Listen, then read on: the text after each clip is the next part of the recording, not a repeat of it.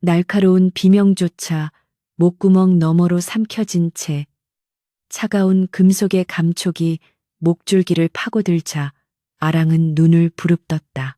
칠흑 같은 어둠이 깔린 영남로 아래 대나무 숲에서 그녀가 마주한 것은 인간의 얼굴을 한 악마의 번들거리는 눈동자였다. 살려달라는 애원 대신 이새로 새어나온 것은 비릿한 혈양뿐이었고 허공을 휘젓던 그녀의 고운 손가락은 끝내 차가운 흙바닥을 긁으며 멈추었다. 범인은 거친 숨을 몰아쉬며 쓰러진 여인의 가슴에 마지막 일격을 가한 뒤 황급히 어둠 속으로 몸을 감추었고 달빛조차 구름 뒤로 숨어버린 그 밤은 정적만이 가득했다.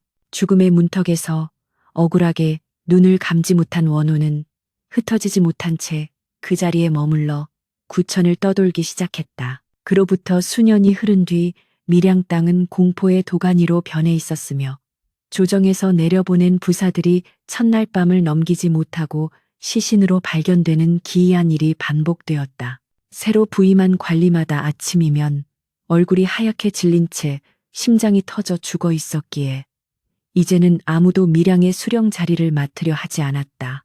백성들 사이에서는 억울하게 죽은 아랑의 귀신이 나타나 산 사람의 넋을 빼앗아 간다는 소문이 흉흉하게 퍼져 나갔으며 해만 지면 거리는 적막 강산처럼 변했다.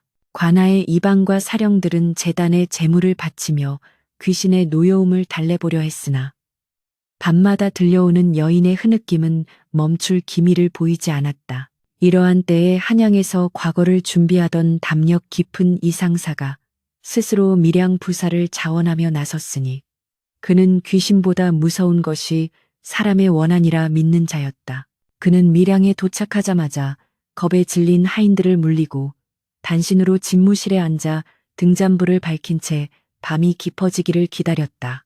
이상사는 허리춤에 칼을 차고 앉아 서책을 넘기며 허공에 대고 너의 억울함이 무엇이기에 산 사람의 목숨을 앗아가느냐며 추상같이 꾸짖었다. 삼경을 알리는 북소리가 멀리서 들려올 무렵 갑자기 등잔불이 파르르 떨리더니 방 안의 온도가 급격히 떨어지며 서늘한 냉기가 발목을 타고 올라왔다. 문틈 사이로 스며든 희뿌연 연기가 형체를 갖추기 시작하더니 머리를 길게 늘어뜨리고 흰 소복에 피칠갑을 한 여인이 거꾸로 매달린 채 천장에서 내려왔다. 목에는 깊은 자상이 있어 검은 피가 울컥울컥 쏟아지고 있었으며 그녀의 눈동자는 눈물 대신 핏물로 가득 차 이상사를 쏘아보았다. 보통 사람이라면 그 자리에서 기절했을 광경이었으나 이상사는 눈 하나 깜짝하지 않고 어서 자리에 앉아 너의 사정을 고하라고 엄중하게 명령했다. 아랑의 원우는 처음으로 자신을 두려워하지 않는 인간을 만나자 낮게 신음하며 바닥으로 내려와 앉아 피 섞인 목소리로 울먹이기 시작했다. 그녀는 자신이 부사의 딸로 귀하게 자랐으나 간악한 유모의 늪에 빠져 달구경을 나갔다가 관노 주기의 손에 정조를 잃을 뻔했음을 고백했다. 죽음을 무릅쓰고 저항하던 중 주기가 휘두른 단도에 목숨을 잃었으며 시신조차 대나무 숲 구석에 버려져 들개들의 먹잇감이 될 처지에 놓였다고 말했다. 아랑은 매번 새로 오는 사또들에게 이 사실을 알리려 했으나 모두가 자신의 흉측한 모습만 보고 심장마비로 죽어버려 하늘 풀 길 없었다며 통곡했다. 이상사는 분노로 몸을 떨며 반드시 네 원수를 갚아줄 것이니 증거를 남기라고 말했고 아랑은 내일 아침 관아 마당에 날아드는 나비 한 마리를 쫓으라는 말을 남기고 호련히 사라졌다. 아침 햇살이 비치자 이상사는 밤새 안녕을 확인하러 온 이방의 경악한 얼굴을 뒤로 한 채 마당으로 나섰으며 과연 그의 어깨 위로 흰 나비 한 마리가 내려앉았다. 나비는 이상사의 주위를 맴돌더니 마치 길을 안내하듯 관아 뒷산의 울창한 대나무 숲을 향해 힘차게 날개짓을 시작했다. 이상사는 군사들을 소집하여 나비가 멈춰선 곳을 파헤치라 명하였고 그곳에서 수년이 지났음에도 썩지 않은 채 원한 서린 눈을 감지 못한 처녀의 시신이 발견되었다. 시신의 가슴에는 낡은 비녀 하나가 꽂혀 있었는데 그것은 다름 아닌 아랑을 돌보던 유모의 물건이었으며 사건의 전말을 밝힐 결정적인 실마리가 되었다. 이상사는 발견된 비녀를 손에 쥐고 차가운 미소를 지으며 이 일을 공모한 자들이 멀리 있지 않음을 직감하고 즉시 관아의 모든 노비와 유모를 소집했다.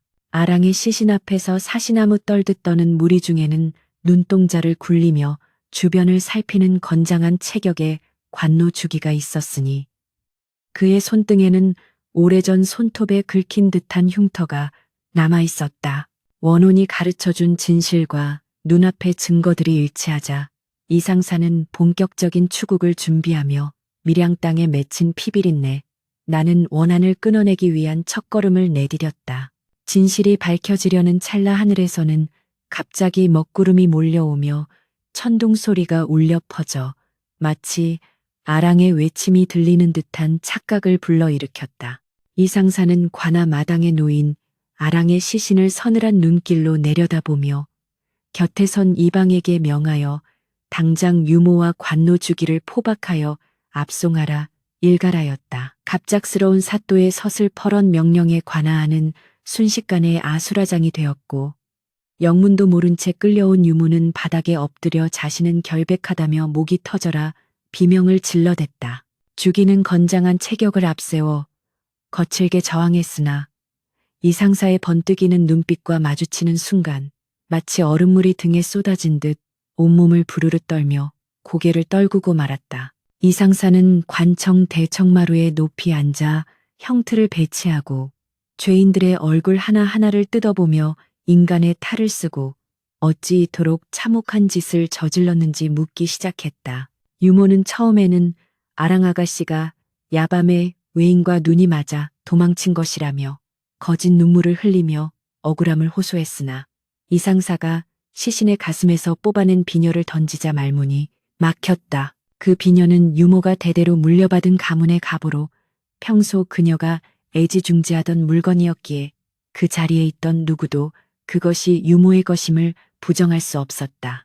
이상사는 떨리는 손으로 바닥을 짚은 유모에게 네가 주기의 정욕을 채워주는 대가로 아가씨를 팔아넘긴 것이 아니냐며 추상같이 호통을 쳤고 관중들은 숨을 죽인 채 그 광경을 지켜보았다. 주기는 옆에서 식은땀을 흘리며 유모를 원망스러운 눈빛으로 쳐다보았지만 이미 엎질러진 물처럼 진실의 파편들이 하나둘씩 맞춰지고 있었다. 주기는 본래 성품이 포악하고 탐욕스러워 관아 내에서도 기피 대상이었으나 유모의 약점을 잡아 그녀를 협박하고 결국 아랑의 방문을 열게 했던 것이었다. 그는 아랑이 저항하자 우발적으로 범행을 저질렀다고 변명하려 했으나 이상사는 범행 장소에서 발견된 혈흔과 대나무 숲의 흔적들을 조목조목 짚으며 그의 숨통을 조였다. 주기의 손등에 남은 깊은 흉터는 아랑이 마지막까지 정조를 지키기 위해 발버둥치며 남긴 흔적이었으며 이는 그 어떤 변명으로도 씻어낼 수 없는 명백한 증거가 되었다.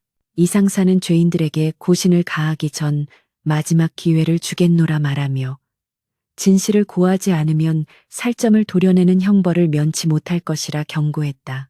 유모는 결국 공포를 이기지 못하고 그날 밤의 일을 자백하기 시작했는데 그녀의 입에서 나온 이야기는 듣는 이들의 가슴을 분노로 들끓게 하기에 충분했다. 그녀는 주기가 돈을 주겠다는 유혹과 자신의 과거 비밀을 폭로하겠다는 협박을 동시에 해오자 눈이 멀어 아가씨를 대나무 숲으로 유인했다고 털어놓았다.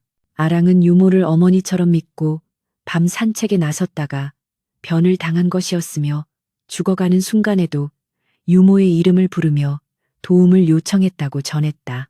이 고백이 터져나오자 관중석에 있던 백성들은 유모를 향해 돌을 던지며 욕설을 퍼부었으나 이상사는 엄한 눈빛으로 군중을 진정시키고 주기를 노려보았다. 주기는 유모의 자백에도 불구하고 끝까지 자신은 모르는 일이라며 발뺌을 떼며 오히려 사또가 귀신의 장난에 놀아나 생사람을 잡는다고 소리를 높였다. 그는 아랑의 원혼이 나타났다는 소문을 이용해 마을 사람들의 공포를 자극하려 했으나 이상사는 이미 아랑과 나눈 대화를 바탕으로 그의 범행 경로를 꿰뚫고 있었다. 이상사는 주기에게 네가 시신을 유기한 곳에 떨구고 온 단도를 이미 찾았다고 거짓 정보를 흘려주기에 평정심을 완전히 무너뜨리는 노련함을 보였다.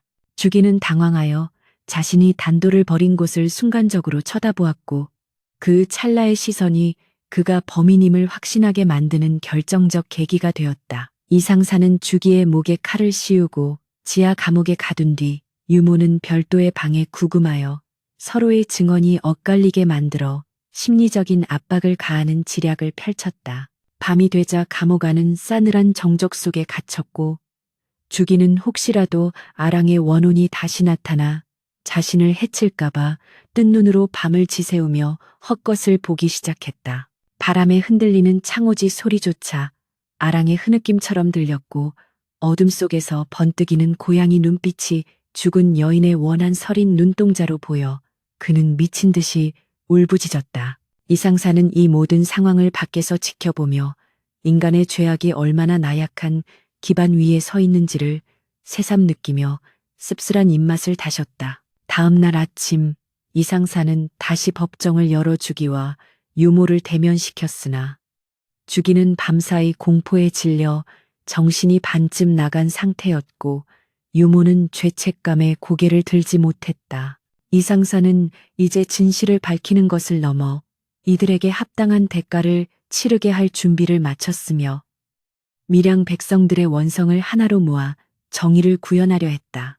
그는 관아의 기록을 뒤져주기가 이전에도 여러 차례 행패를 부렸으나 관리들에게 뇌물을 바쳐 처벌을 피해왔음을 발견하고 관아 내부의 부패까지 척결하겠노라 다짐했다. 아랑의 죽음은 단순한 살인사건이 아니라 권력과 탐욕이 결탁하여 빚어낸 거대한 비극이었으며 이상사는 그 뿌리를 뽑아내기 위해 칼을 높이 들었다. 관아의 깊은 지하 감옥은 축축한 습기와 이끼 낀 벽면 사이로 원망 섞인 한숨이 끊이지 않는 곳이었으며 이상사는 횃불 하나의 의지에 죄인 주기의 앞을 막아섰다. 주기는 쇠사슬에 묶인 채 바닥에 널브러져 있었으나 그의 눈동자에는 여전히 비굴한 생존 본능과 가증스러운 도끼가 서려 있어 보는 이의 미간을 찌푸리게 했다.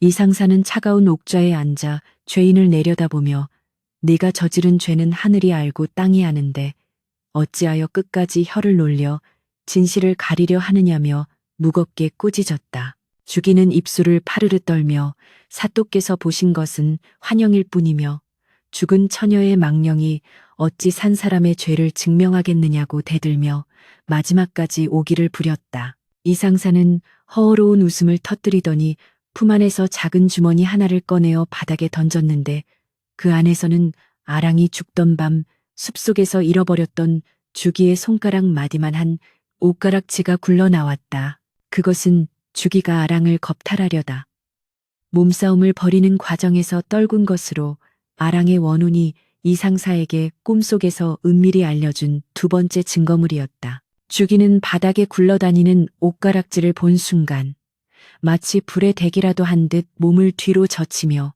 안색이 흑빛으로 변했고 더 이상 아무런 대꾸도 하지 못한 채 헐떡였다. 이상사는 이제 내 놈의 죄상이 천하에 드러났으니 더 이상의 변명은 내 목을 조르는 밧줄이 될 뿐이라며 주위 포졸들에게 죄인을 취조실로 끌어내라 명했다.